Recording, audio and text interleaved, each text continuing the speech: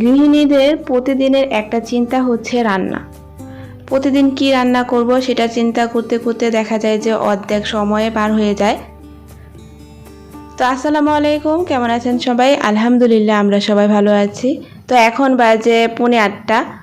তো এদিকে কিছু বাজার করে নিয়ে এসেছিল, আর এর মধ্যে হচ্ছে গিয়ে একটা কচু, সেই সাথে হচ্ছে শাকও আছে। তো অনেক বড়ই দেখতে, মোটামুটি লম্বায় প্রায় আমার সমানই হবে। তো যাই হোক, যেহেতু একটু গ্যাসের সমস্যা, তো চিন্তা করলাম যে সকালে একা একা তো এত কিছু করা সম্ভব হবে না। তো এখন যেহেতু একটু ফ্রি আছি, কোনো কাজ নেই, তো সেজন্য ভাবলাম যে কাজগুলো একটু আগে করে নেই, তো সকালবেলা হচ্ছে গিয়ে আমার চাপটা কম হবে।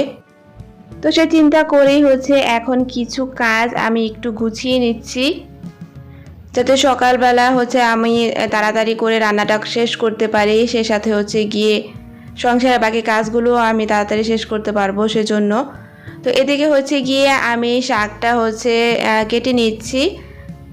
তো যেহেতু কচুটা অনেক বড় ছিল, তো সম্পূর্ণটা হচ্ছে গিয়ে আমাদের লাগবে না, তো কিছুটা হচ্ছে রান্না করব আর কিছুটা রেখে দেব। তো এদিকে শাকটা হচ্ছে আমি ইলিশ মাছের মাথা দিয়ে রান্না করব, আর কচুটা হচ্ছে গিয়ে ইলিশ মাছ দিয়ে রান্না করব।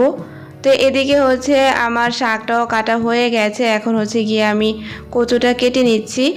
আর এই কচু বা কচু শাক একটু রান্না করতে একটু ঝামেলাই হয়, আর খুব বেশি একটা আমাদের খাওয়া হয় না, কমই খাওয়া হয়। তো এখন হচ্ছে আমি শাকগুলো ধুয়ে নিচ্ছি। আর এর আগে আমি যতবার শাক ধুয়েছি বা কেটেছি, তখন দেখা যায় যে আমার হাত অনেক চুলকাতো। সেই ভয়ে এবার আর আমি কোনো রিস্ক নিইনি। এবার হচ্ছে গিয়ে আমি একটা কাঠির সাহায্যে খুব ভালোভাবে শাকগুলো নেড়ে চেড়ে তারপর হচ্ছে গিয়ে হাতের মধ্যে আমি একটা প্লাস্টিক পেঁচিয়ে নিয়েছিলাম, যাতে করে আমার হাতটা না চুলকায়। কারণ হাত যখন চুলকাতো এত বাজে একটা পরিস্থিতির সৃষ্টি হয় আসলে, সেজন্য এবার ভয়ে আমি আর হাত দিয়ে হচ্ছে গিয়ে শাকটা ধুইনি।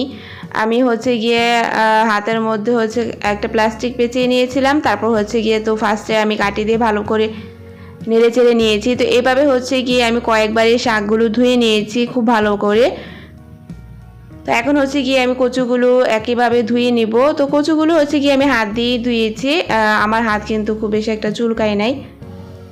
তো এখন হচ্ছে গিয়ে আমি কালো দাগটা কীভাবে তুলবো, আমি কিন্তু জানি না যে কীভাবে এটা তুলতে হয়, কি আসে বিষয়ে। তো আমি ভাবলাম যে একটু লবণ আর হচ্ছে গিয়ে এক পিস আর কি লেবু দিয়ে হাতটা একটু ঘষে নেই।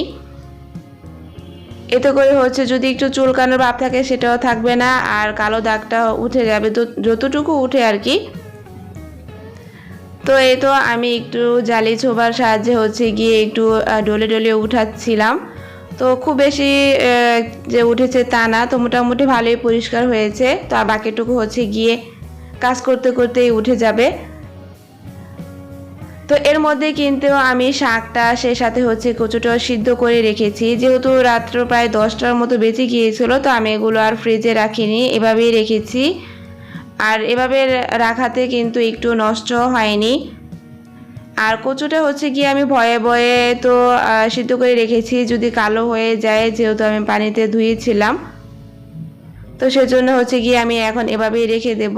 আর এই তো পরের দিন সকাল, তো ফজর নামাজ পড়ে হচ্ছে গিয়ে বারান্দায় এসে দাঁড়িয়েছি। কখনো বারান্দায় দাঁড়াই, আবার কখনো দাঁড়ানো হয় না, আবার একটু শুয়ে থাকি। তো এদিকে সবার কর্মব্যস্ততা শুরু হয়ে গেছে। এই তো এদিকে রাস্তাও পরিষ্কার করা হচ্ছে।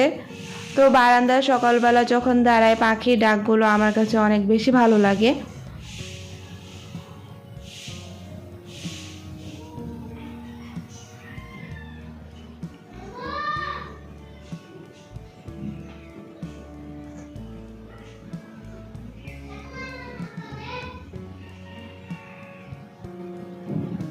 তো যাই হোক, এখন হচ্ছে গিয়ে রান্না বান্নার আয়োজন শুরু করে দেব। তো সেজন্য যা যা কিছু করার আগে থেকে করে নিচ্ছি, কারণ রান্না বসানোর আগে এইসব করে নিলে হচ্ছে গিয়ে তাড়াতাড়ি সব রান্নাটা করা যায়।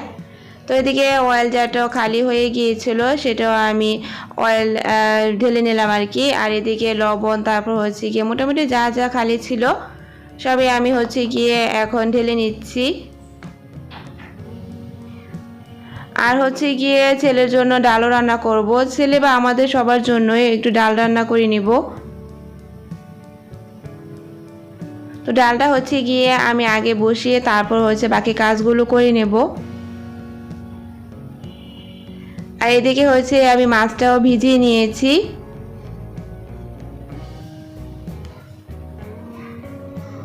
তো এভাবে যে কোনো কাজ হচ্ছে একটু বুদ্ধি করে করলে কিন্তু সহজ হয়ে যায়। আর তখন এত বেশি চিন্তাও থাকে না যে কি করব বা একা করা কতটুকু সম্ভব হবে। তো একটু ব্রেন খাটিয়ে বুদ্ধি খাটিয়ে করলে সব কিছুই অনেক সহজ হয়ে যায়। তো এদিকে এখন মাত্র 6টা 15 মিনিট বাজে। আর মেয়েকে হচ্ছে গিয়ে উঠিয়েছি, ও স্কুলে যাবে। তো ঘুম থেকে উঠে হচ্ছে গিয়ে বারান্দায় চলে গেছে। তো ঘুমের রেশ কাটানোর জন্য আর কি, তো একটু দোলনার মধ্যে দোল খাচ্ছে। আর এই লাইফটা হয়তো বা ওদের কাছে একঘেয়েমিয়ে মনে হচ্ছে, প্রতিদিন সকালবেলা উঠে খুব ভোরে স্কুলে যেতে হয়। কিন্তু একসময় হচ্ছে গিয়ে এই লাইফটাকে ওরা অনেক বেশি মিস করবে, যেমনটা এখন আমরা করি। তো এদিকে হচ্ছে আমরা চা খাচ্ছি আর হচ্ছে গিয়ে ওকেও রেডি হতে বলছি। তো এর মধ্যে হচ্ছে গিয়ে ও নাস্তা খেয়ে চলে গেছে স্কুলে। আর এখন হচ্ছে গিয়ে আমি ওর রুমটা আগে গুছাবো, তারপর হচ্ছে গিয়ে রান্না বান্না শুরু করে দেব। তো দেখা যায় যে যেদিন ও ছুটির দিন বাসায় থাকে সেদিন ওর রুমটা হচ্ছে গিয়ে ও গুছায়।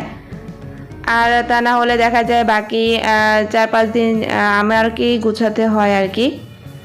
কারণ এত সকালে তো আর ওর বেডটা গুছাতে পারে না, তো সেজন্য আমিই গুছাই আর আমি ওকে কিছু বলিও না। তো ছুটির টাইম যখন বাসায় থাকে তখন ওটা ওই করে। আর মেয়েদের হচ্ছে গিয়ে একটু কাজ শেখানো উচিত, যেটা আমার মনে হয়। তো আমি চেষ্টা করি ওকে একটু একটু কাজ শেখাতে, যেমন ওর কাপড় চোপড়, তারপর হচ্ছে গিয়ে মাঝে মাঝে ওকে বলে একটু ঘরটা মোছো, বা ওর কাপড় চোপড় দেখা যায় ওই ওয়াশ করে। তো এইভাবে আমি একটু একটু শেখাই। মেয়েদের আসলে সব কিছুই শিখে রাখতে হয়। তো এদিকে কিন্তু আমি শাকটাও রান্না করে নিয়েছি, কচু শাকটা। আর এদিকে হচ্ছে আমার কচু তরকারিটাও রান্না হচ্ছে। তো যাই হোক, রান্না বান্নার পরে কিন্তু আমি অনেক কাজ করেছি, তারপর হচ্ছে গিয়ে ভিডিওটা আমি আর কন্টিনিউ করতে পারিনি। তো এদিকে হচ্ছে বিকালে আমি একটু পুরি বানাবো, ডাল পুরি। তো এদিকে ডালটার মধ্যে হচ্ছে ডালটা সিদ্ধ করে আমি শুকনা মরিচ 3 পিস শুকনা মরিচে আমি হাত দিয়ে একটু ম্যাশ করে নিয়েছিলাম। এর মধ্যে আমি কাঁচা মরিচ, তারপর হচ্ছে গিয়ে ধনিয়া পাতা, পেঁয়াজ এগুলো কিছুই অ্যাড করিনি। এগুলো অ্যাড করলে দেখা যাবে যে পানি ছেড়ে দেবে, তখন আর বেলতে একটু সমস্যা হবে। তো সেই জন্য হচ্ছে ডালের মধ্যে আমি শুকনো মরিচই দিয়েছি, আর কিছুই এখানে দেইনি। আর ময়দার সাথে তো লবণ, তারপর হচ্ছে গিয়ে তেল ভালো করে মাখিয়ে আমি কয়েক ঘন্টা রেখে দিয়েছিলাম। এতে করে ময়ানটা হচ্ছে গিয়ে অনেক সফট হয়েছিল, আর পুরিটা খেতেও খুব ভালো হয়েছিল। তো এই তো আমার পুরি। তো কোনোটা মানচিত্রের মতো হয়েছে, কোনোটা আবার জাম্বুরার মতো হয়েছে, কোনোটা কিন্তু গোল একেবারেই হয়নি। তো আমি আর কি যেমনটা পেরেছি তেমনই বানিয়েছি, কিন্তু টেস্ট কিন্তু অনেক ভালো ছিল।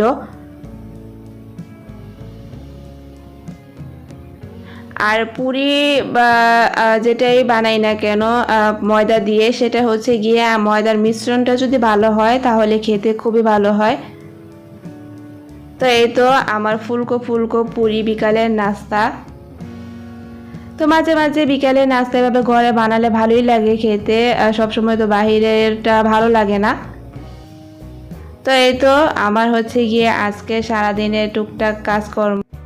আর ভিডিওটি যদি ভালো লেগে যায় তাহলে প্লিজ আমার চ্যানেলটি সাবস্ক্রাইব করে একটা লাইক দিতে ভুলবেন না। তো আজকে পর্যন্তই, সবাই ভালো থাকবেন, সুস্থ থাকবেন। আল্লাহ হাফেজ, আসসালামু আলাইকুম।